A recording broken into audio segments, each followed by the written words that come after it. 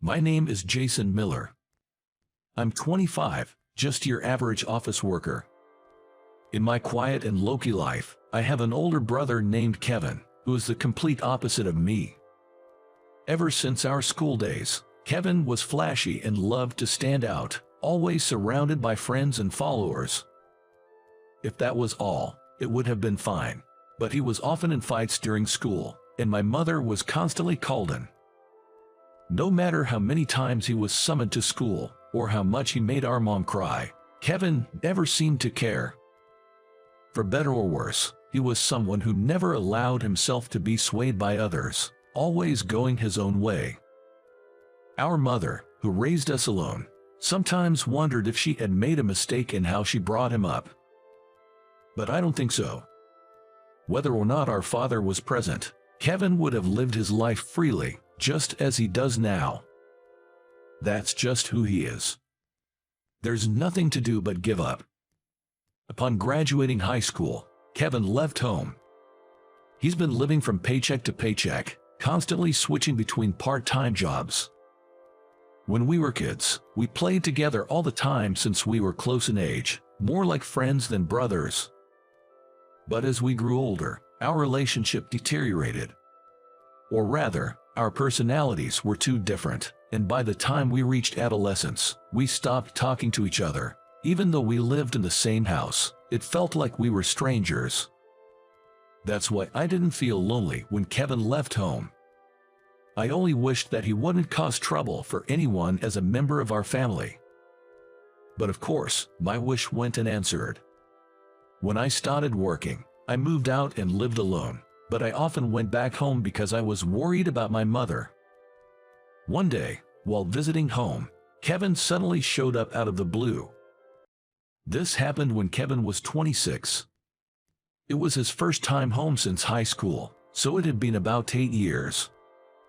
Standing next to Kevin was a petite woman with delicate features. With her beautiful face, she bowed deeply to my mother and me, who were frozen at the entrance. "Oh, nice to meet you. I'm Nancy, Kevin's girlfriend." Nancy, who introduced herself with an apologetic look, was next to Kevin, who was uninterestedly looking away. Both my mom and I were surprised. Kevin's girlfriends had come to our house before, but none of them were as polite as Nancy, who greeted us. They used to ignore us, or even smoke confidently in our house. But then, Kevin made a shocking statement. "I'm married.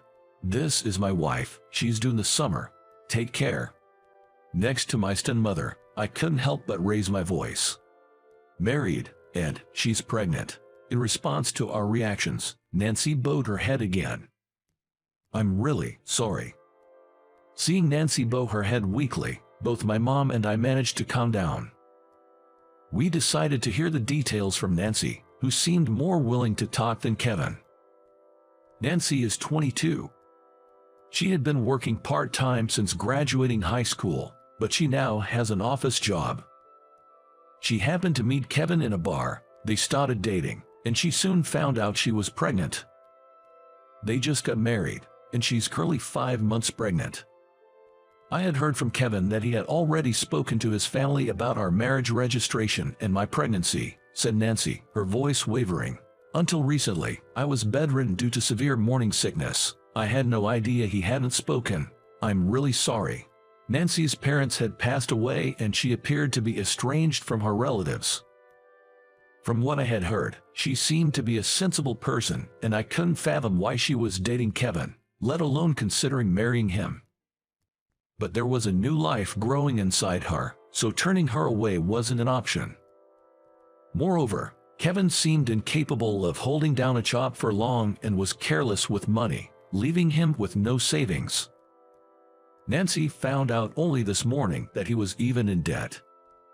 When Nancy pointed out their inability to sustain a livelihood, Kevin casually suggested they move in with his parents. My mother and I were dumbstruck. Nancy apologized to us repeatedly, saying she would work and would not cause us any trouble.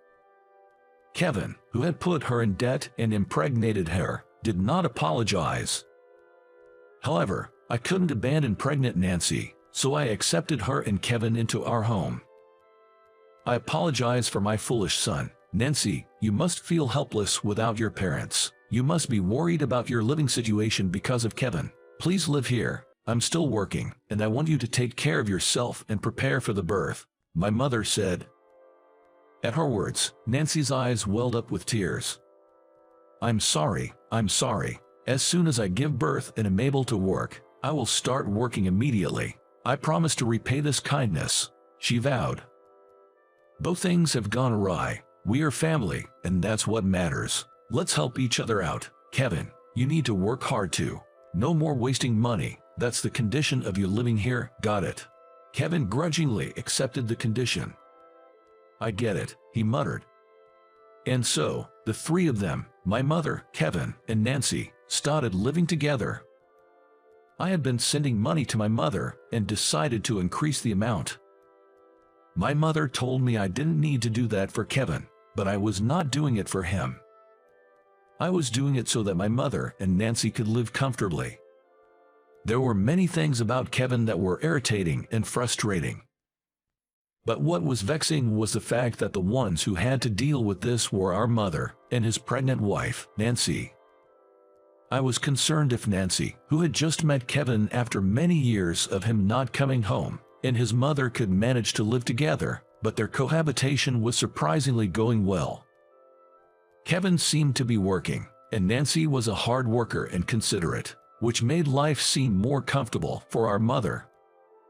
In fact, when Nancy's belly began to grow and she wanted to slow down, it appeared that our mother was there to support her. However, such a life didn't last long.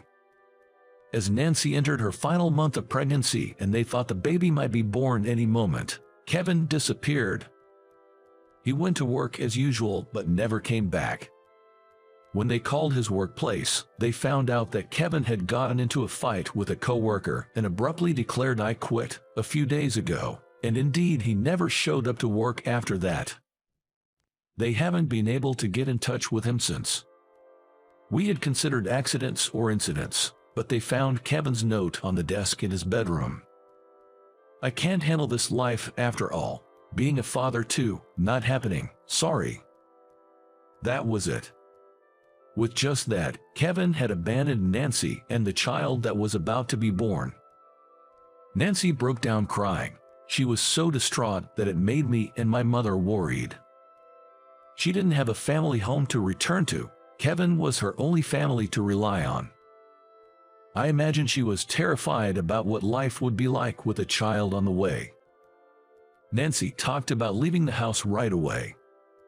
"I can't impose on you with Kevin, John. There's no blood relation between me, my child, and you. I can't be that much of a burden." The one who stopped Nancy from leaving was my mother. She begged her to stay at least until the baby was born. My mother was probably worried about Nancy being alone too. About a month later, Nancy gave birth to a healthy baby girl, Mia. But while Mia was fine, Nancy fell sick after childbirth. She kept bleeding and had a fever that wouldn't go down. There was no way Nancy and Mia could live on their own, so they continued to live together. During that time, they had many discussions and decided that our mother, Nancy, and her baby Mia would continue to live together and raise Mia. I moved closer to their house and supported them as much as I could. I thought there might be times when they would need a man's help. Once, I asked Nancy what she thought of Kevin, who had irresponsibly left without even getting a divorce.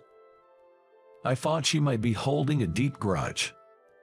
But Nancy wasn't harboring any resentment. Kevin was never good at living his life. He was a burden to those around him and only thought about himself. But he reached out to me when I was lonely and chose to be with me. I know he's a hopeless case, but I just can't bring myself to hate him because he gave me a family when I was all alone. I guess I just don't have a good judgment when it comes to men." She said that with a lonely smile, a smile that I think I'll remember for the rest of my life. I would have treated her better, wouldn't have made her suffer, even though I thought that I couldn't express it. Nancy was my brother Kevin's wife after all. 2 years passed, And then one day, my brother Kevin passed away. We learned about it from a call from the police. Apparently, Kevin had been living about an hour away by train. But his life was as aimless as ever. He was jumping from job to job, getting into fights from time to time.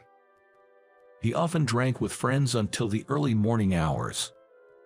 And in the end, he died in a drunk driving accident.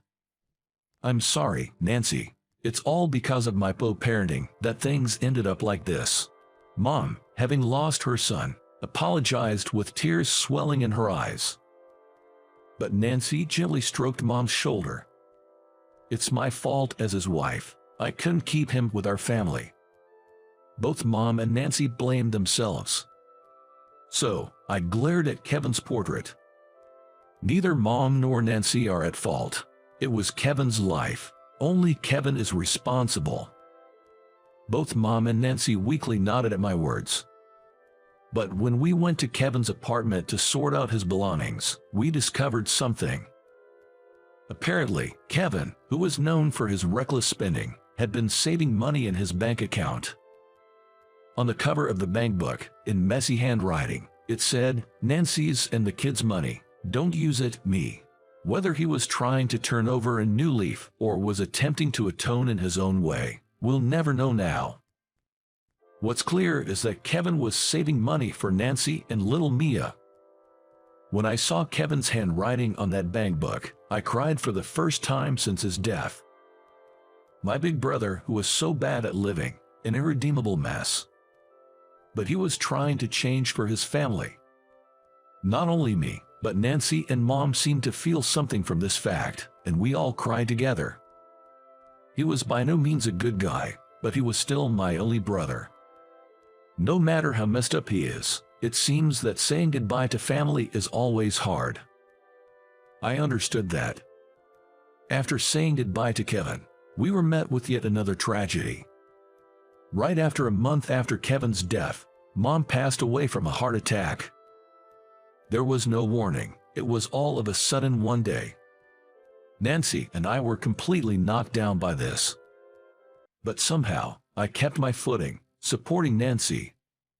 I was the only one left who could extend a hand to her and little Mia. In the 2 years since Kevin left us, Nancy had become more than my brother's wife to me. She had become the woman I loved, the woman I wanted to protect. Because of this, I had to stay strong. With this thought, I desperately held back my tears. Even after my mother's funeral, there were tons of things to think about, like what to do with the house, how and where Nancy and Mia were going to live.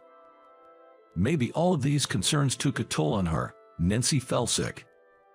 I explained the situation to my workplace and managed to get some time off. Someone was needed to take care of Nancy, and someone was also needed to look after Mia. Nancy kept saying, "I'm fine," but I insisted. And so, I ended up living under the same roof with my beautiful sister-in-law, now a widow.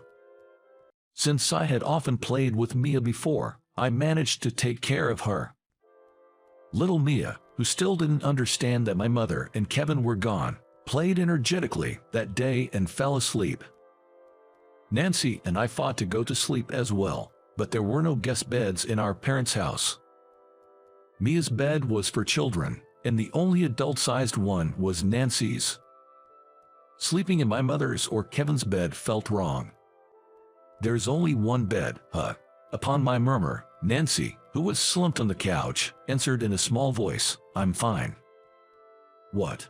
I looked at Nancy's face in surprise. Her tone didn't sound like she was joking, but I didn't think she was serious either. Nancy's expression was gloomy, and I understood from it that she was feeling extremely lonely and vulnerable right now. So, I forced a smile.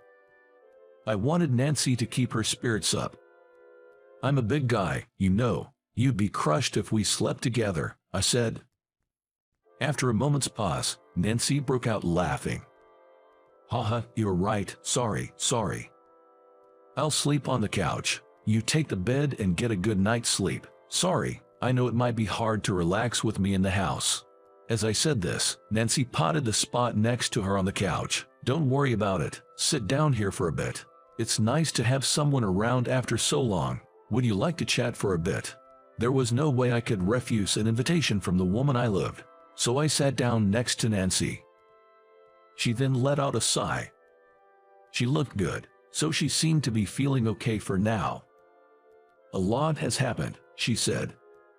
After Kevin, my mother also passed away, leaving just Nancy, Mia, and me. I'm sorry, my family, they've brought nothing but sadness to you and Mia, I said. Upon hearing my words, Nancy clenched her hand that was resting on her knee. Losing your mother was devastating, but about Kevin, it's complicated. Why did he leave us? If he regretted it and was saving money for us, why didn't he come back sooner? I sometimes feel like complaining about him, but then I hate myself for thinking such things about someone who's passed away. Nancy's voice trembled, and I felt a tightening in my chest. And what's with drunk driving? He was really hopeless, but I knew he was that kind of person. I should have stopped him, but I couldn't, and he's gone now. When I think that Mia and I couldn't be the reason for him to turn over a new leaf, I feel so empty. Nancy was blaming herself. I placed my hand on Nancy's. Her hand was shockingly cold. So, I gently held it, trying to warm it up. Nancy didn't shake off my hand. Nancy, it's okay. Don't blame yourself so much.